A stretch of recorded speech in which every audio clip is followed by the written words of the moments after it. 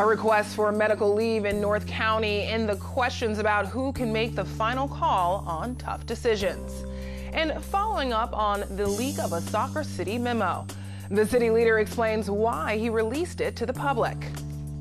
And I just want, anyone who hears me to know that out of this horrible, horrific tragedy, there was so much good that I witnessed, Feeling lucky to be alive after the shooting attack in Las Vegas.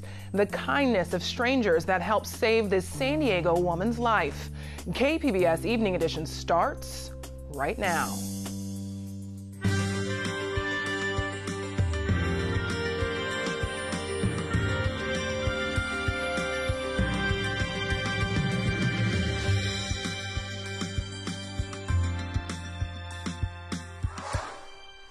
Good evening and thanks for joining us. I'm Ebony Monet.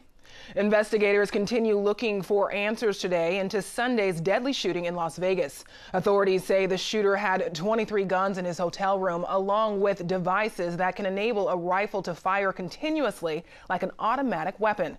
150 first responders answered the emergency calls Sunday night from about 20 fire stations throughout southern Nevada. Other emergency workers were already there to see the show with other fans.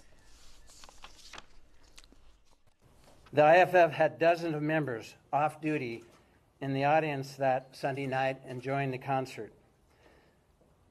After all hell broke loose, 12 of those members were shot as they went to work helping other members in the audience.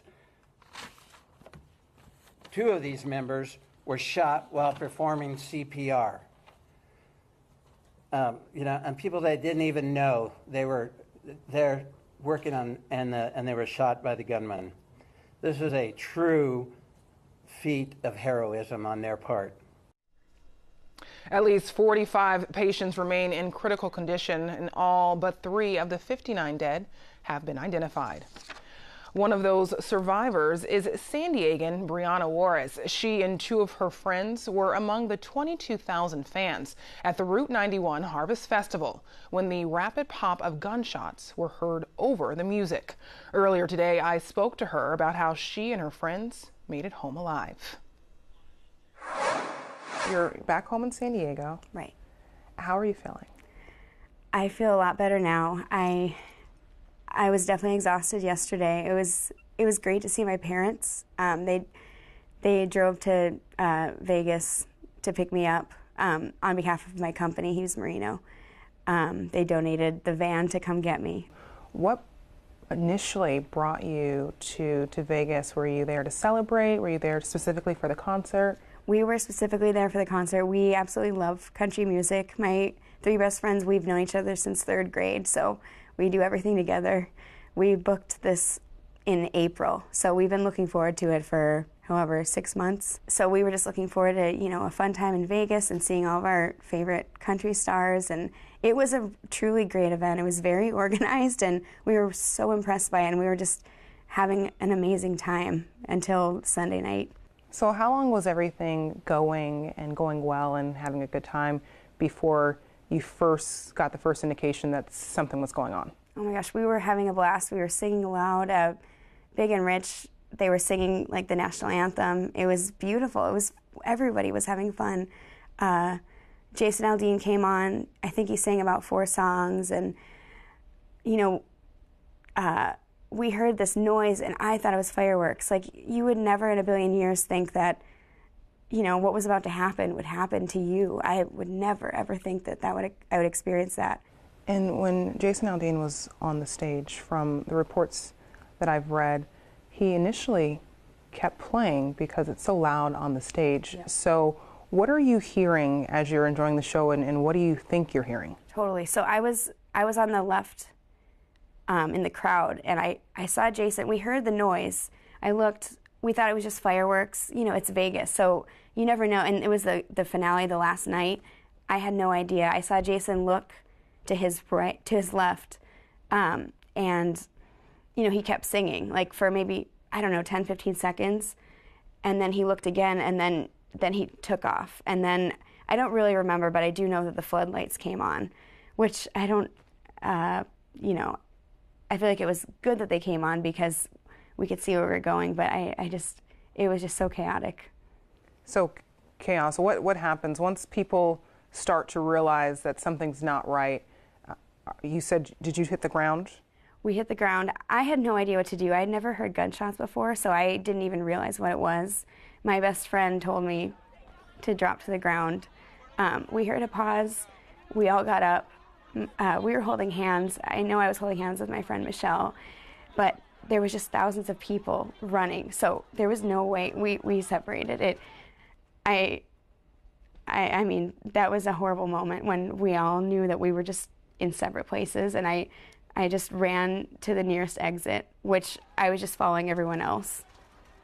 It was a complete blur. I have to say I was running completely alone, and this family took me in. I don't even know what I said to them, but one of them happened to be an off-duty cop, another was a nurse, and the nurse held my hand the entire time. I was sobbing because I didn't know if my friends were alive. And, you know, they kept me calm, and they made sure that I was on the inside. They were protecting my body, even though I was a complete stranger. You know, they didn't know me. They were a family, yet they were protecting me. It was beautiful to look back on. It was such a blessing. And I just want, you know, anyone who hears me to know that out of this horrible, horrible, horrific tragedy, there was so much good that I witnessed. You know, so many people helping strangers. My best friend who got shot in the foot, someone noticed that she was alone too, and they said, grab onto my belt so we won't lose you. And they took her to the hotel room. The Sproggs family who helped me escape, we ran until we couldn't run anymore, and someone picked us up in a truck and took us to their house, and I stayed the night at their house. And there was just so much good. Like, the American people are such, they have good hearts. Just, there's so many Americans that made this tragedy just not beautiful, but just, they made, you know, me have faith in the human spirit, because everyone was willing to help everyone. And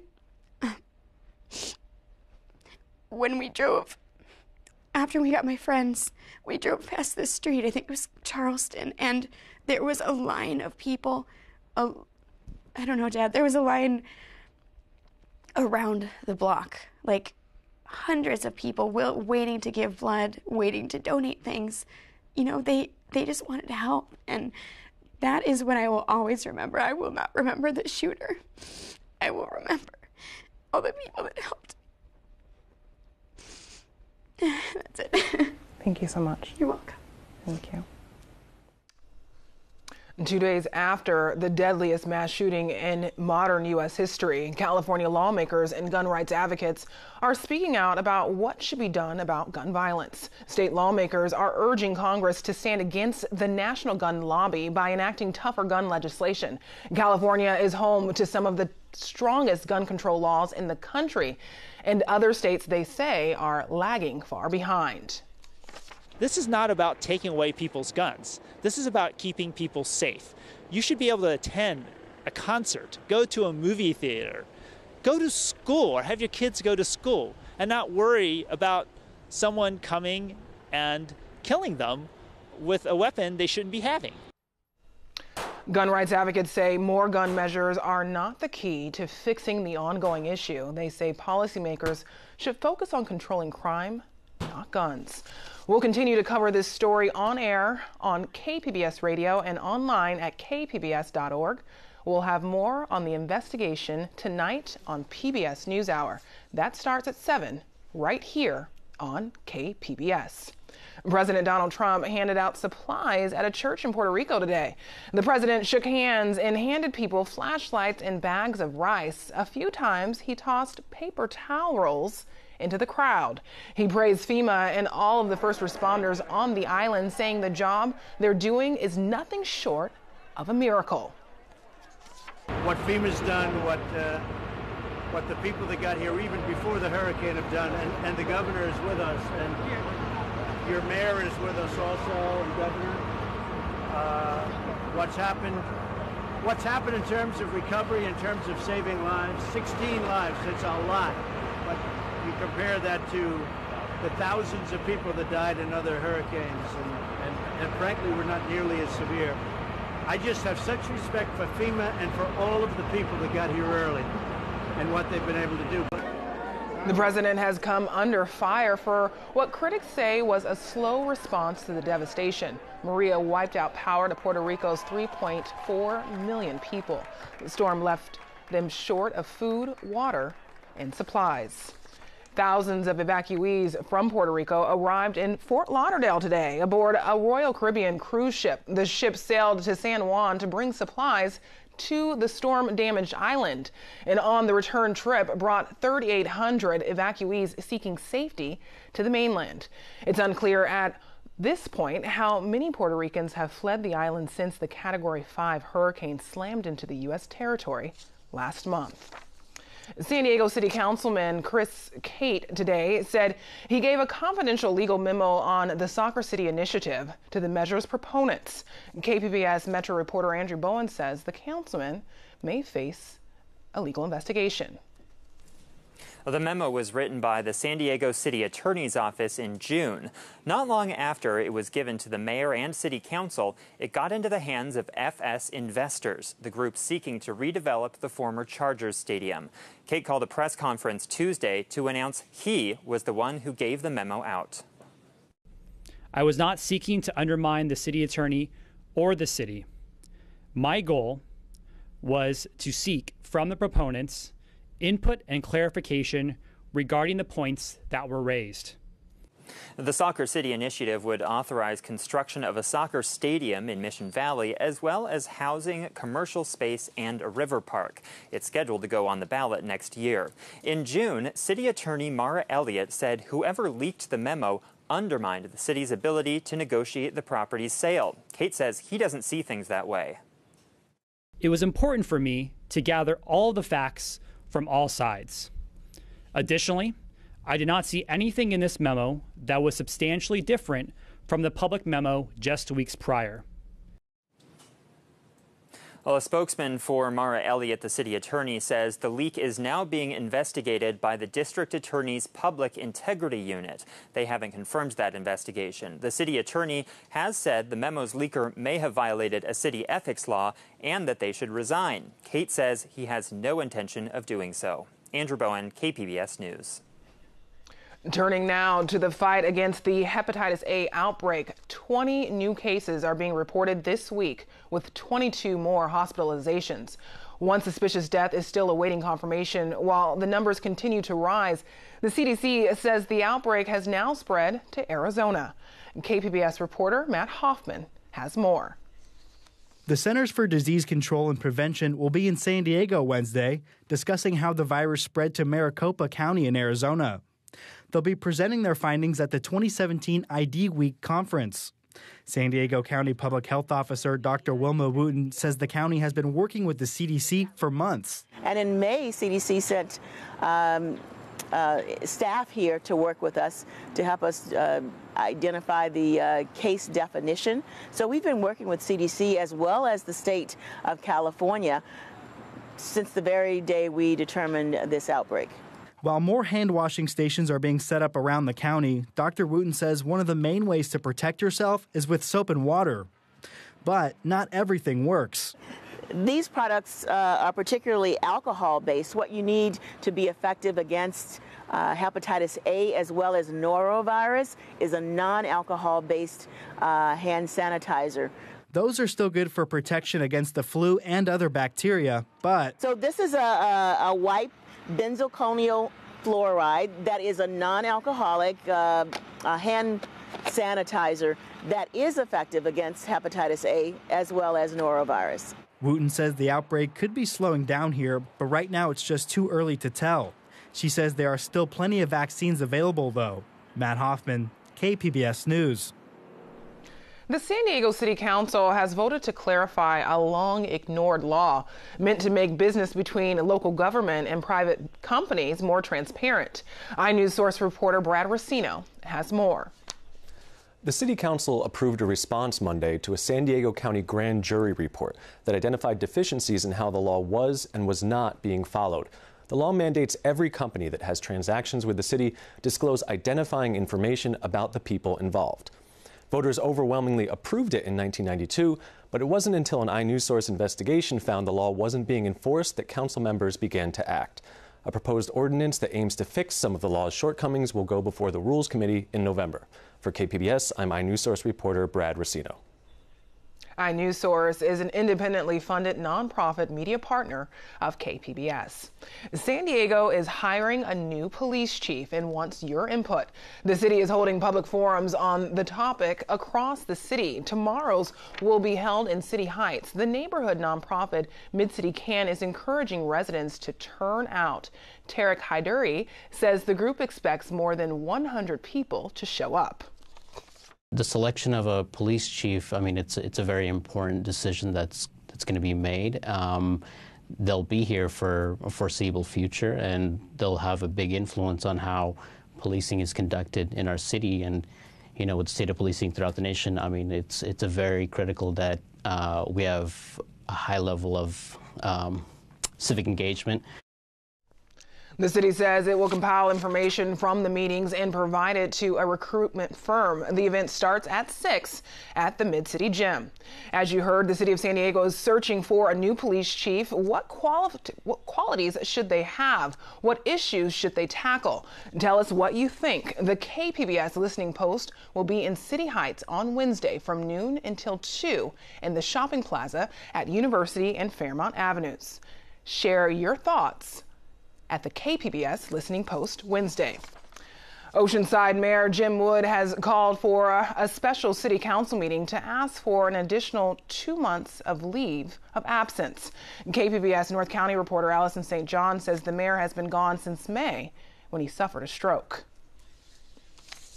The mayor has not presided over an Oceanside City Council meeting since last April. Since then, he's been recovering from his 4th stroke.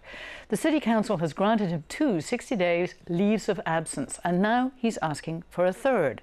The problem is the mayor provides the vital 3rd vote that is often needed to break a tie on difficult issues like how to deal with marijuana legalization. Here is Mayor Wood at a council meeting back in January.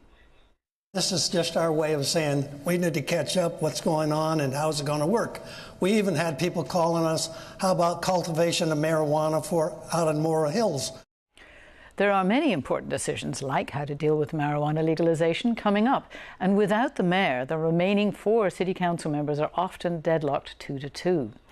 Wood wrote to his colleagues on the council, "The decision to ask for more time was a difficult one. However, I believe I owe it to my constituents who overwhelmingly voted to re-elect me last year to do all I can to honor their wishes, and I serve as mayor until 2020. The Oceanside City Council does not have a history of cooperation. Oceanside City Clerk Zach Beck says if they cannot agree on appointing someone to fill the role, it could be next year before voters choose a new mayor in the June primary. A large city that has a diverse community and a lot of competing interests, only having a 4-person council for close to a year would be a challenge. The mayor's aide says he plans to show up at a special meeting at 4 o'clock tomorrow. If his colleagues grant him another 2 months medical leave, this whole scenario would be repeated in December. Allison St. John, KPBS News. If you've crossed a street in California lately while the flashing "Don't Walk" sign is lit, you're technically breaking the law. But come January, that won't be the case. Governor Brown has signed a bill that makes it okay, but signals will need to have a numbered countdown so pedestrians will know how much time they have to get to the other side. According to an LA Times report, thousands of Californians have received ticket violations of up to $200. I'm Hari Srinivasan. On the next News Hour, our America Addicted series continues with a look at a high school that helps teenagers stay clean and sober. That's Tuesday on the PBS News Hour. Islamburg is a Muslim enclave in upstate New York whose residents say they're frustrated about repeat accusations that their community is a breeding ground for terror. AP reporter Mike Householder has the story. Tucked in the woods of upstate New York, Islamburg, a small Muslim community. Its residents left the city decades ago, seeking a safe place to worship and raise their children. You can have them come outside and play without fear or worry that someone would bother them or attack them. But for years, the group has been dogged by accusations. They are training terrorists here. It's a bunch of nonsense. For the last 30 plus years, we've been training for this jihad. So why hasn't this jihad taken place? Islamburg is one of 22 private communities run by the Muslims of America. It was started in the 80s by the largely African-American followers of Sheikh Mubarak Jilani, a Pakistani cleric. The Associated Press was allowed inside the gate recently to walk along the main dirt road. It was bordered by modest homes and buildings, a cinder block mosque, and occasional farm animals. Islamburg is labeled a threat on right-wing websites. Protesters drive by the front gate. In June, Robert Doggart was sentenced to a nearly 20-year prison term for plotting to burn down the mosque here in 2015. New York State Police Major James Barnes says people are passing along false information about Islamburg on the internet. These folks that live here are American citizens. They've lived here for over 30 years. They've built this community. They have ties outside of this community, and there's not a problem here. Oren Siegel of the Anti-Defamation League's Center on Extremism describes the Muslims of America as an outgrowth of Al-Fuqra, which was linked to violence decades ago. But he says it's notable no members of the group have been arrested on terror charges since 9/11. When you have Muslim communities that are isolated, especially in an environment where anti-Muslim bigotry is running wild, it sort of fits this narrative of fear of the other. The Muslims of America say they are not affiliated with Al-Fuqra. Many in this overwhelmingly white area west of the Catskill Mountains have a live and let live attitude towards their Muslim neighbors. I don't think that there's any reason to fear these people. They just want to live their own life in a quiet, religious setting, and that's what they have, or what they thought they had up there. An isolated community that continues to attract outside attention. Michael Hill, Associated Press, Tompkins, New York. Clear skies and seasonal fall weather on tap for our work week. Erin Calandra has more in tonight's forecast. Well, it's a bit cool out here today, a few degrees below average, but by Wednesday, that's going to be changing. Taking a look right now across the county, we don't really see much of anything going on as far as precipitation. It's pretty quiet. Taking a larger look, really all of the southwest is in this dry pattern, which is not the best news for wildfires, so hopefully we can keep those at bay. Tonight, 61 degrees for our overnight low, partly cloudy. So when you wake up, it's going to be cloudy out there, but it's going to break up and we're going to have some sunshine by the afternoon. Tonight in Oceanside, 50 degrees, Poway 53, Ramona 45, and Alpine 47 degrees. In Mount Laguna, the low is 44 degrees. Here we are on Wednesday. It's going to be warmer, slowly warming up here along the coast. Inland, though, it's still going to be pretty cool. We had a cold front move through, a low pressure system in place, and that's keeping some other areas kind of chilly. So Borrego Springs, a high of 91, Mount Laguna 70 degrees, Poway 83, Oceanside and San Diego 74 degrees with sunny skies. Here we are with the 5-day. It's going to be in the 70s Wednesday and Thursday, but then by Friday it's going to be warming up. We're going to have an offshore flow, which means fewer clouds along the coast in the morning time and beautiful sunshine throughout the day. Saturday 80 degrees and Sunday just a little bit cooler, 77, still sunny and nice. Inland, we're in the 80s through Friday. That's when we reach the 90s, and it's going to be hot and sunny and dry. Very nice conditions for the weekend. In the mountains, we're in the 70s all week long. By Friday and Saturday, reaching the mid-70s.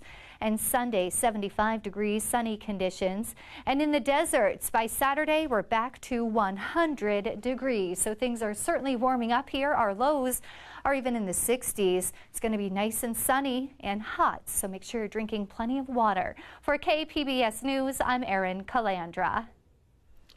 Two scientists from Caltech and one from MIT won a Nobel Physics Prize today for their role in detecting gravitational waves. These faint ripples through the fabrics of space and time were predicted a century ago by Albert Einstein as part of his theory of general relativity. The gravitational waves that were observed by the laureates came from the collision of two black holes more than 1 billion light years away. Take a bow. Tributes are pouring in for the late rock star Tom Petty. Last dance with Mary Jane, one more time to kill the pain. His music became classic hits that defined a generation, from Mary Jane's Last Dance to American Girl. Petty died last night after suffering a heart attack at his home in Malibu. He was just 66 years old. He just wrapped up his tour with his band, The Heartbreakers, that included a stop at Caboo in Del Mar last month. Now, here's a look at what we're working on for tomorrow in the KPBS newsroom. On Morning Edition, the San Diego Film Festival kicks off this week.